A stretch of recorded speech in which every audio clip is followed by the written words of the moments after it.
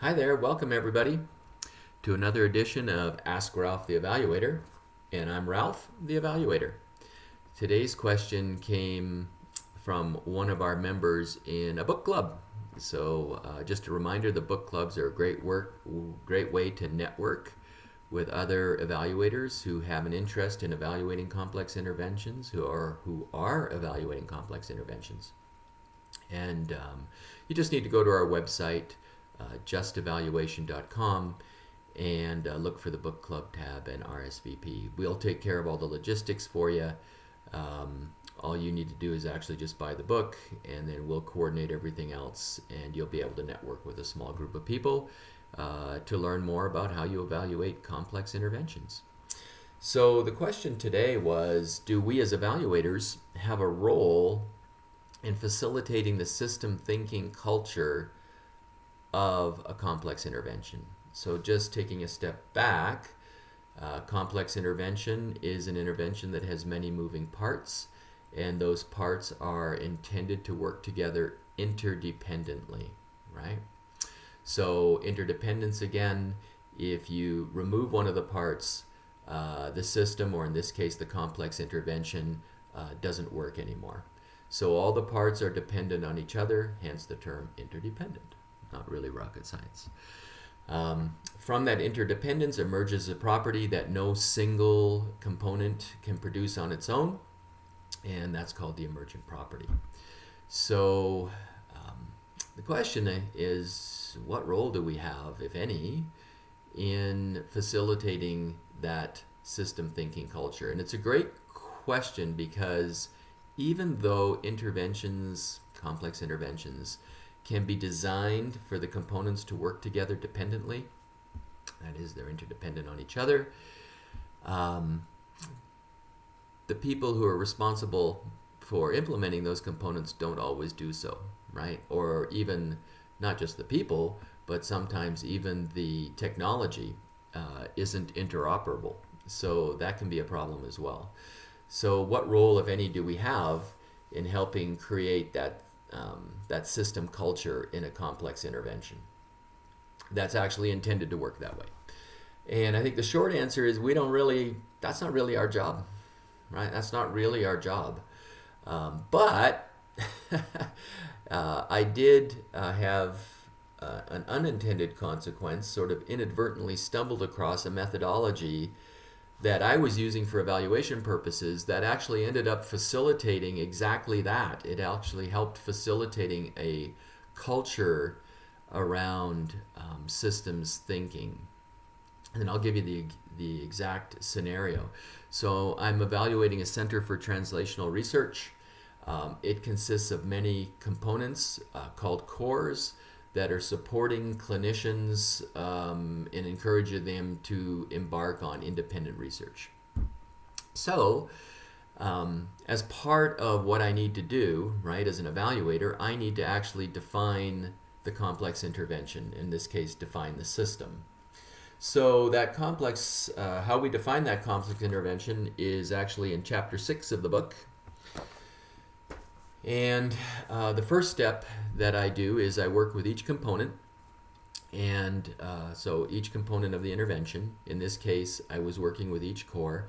And I said, hey, I need to know how you do your job. So document for me your workflow, or what I call in the book the standard operating procedures, the SOPs.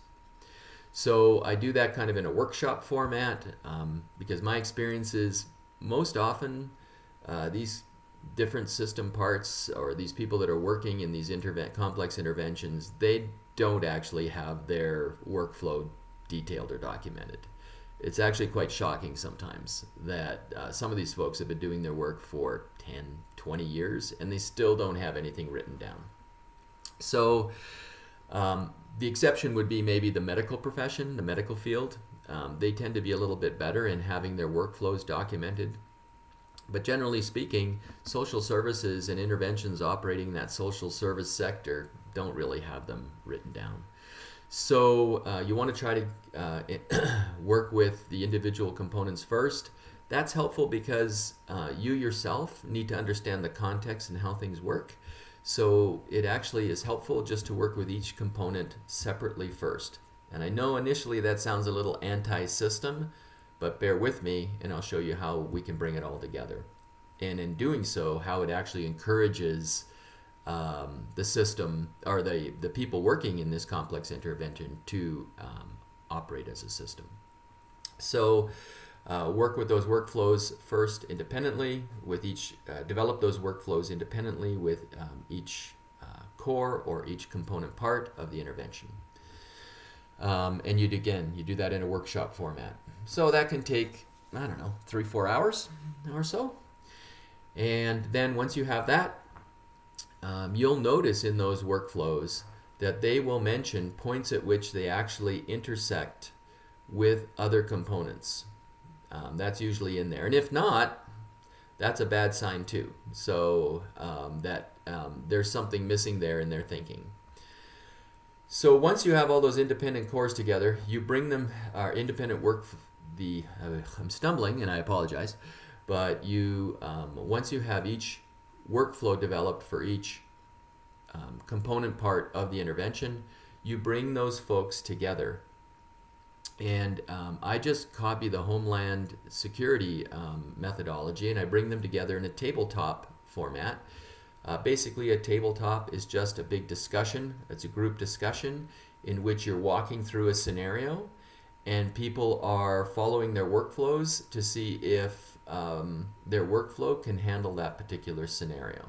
So in this case, we said, hey, we have somebody coming in, a clinician coming into our Center for Translational Research, right? And they now need support. Who's the first core that would interact with them?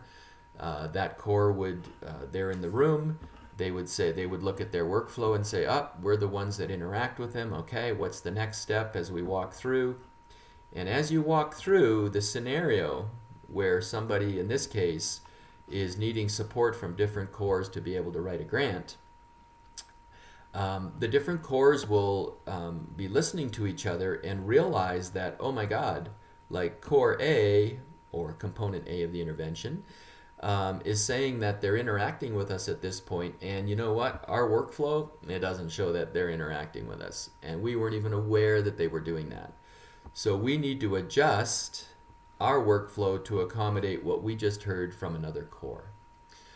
And that's the process of developing the joint standard operating procedures. Now, we need those as evaluators to be able to understand where the seams or the cracks or the handoffs are in these complex interventions, because that's the points that we should focus our energy, because it's most likely where, if the intervention is going to fail, it's going to fail there. But what ends up happening is the byproduct of this is we've pulled everybody together. By walking through this scenario, they're understanding how they're dependent on each other and how a change that they make is going to impact and influence another core.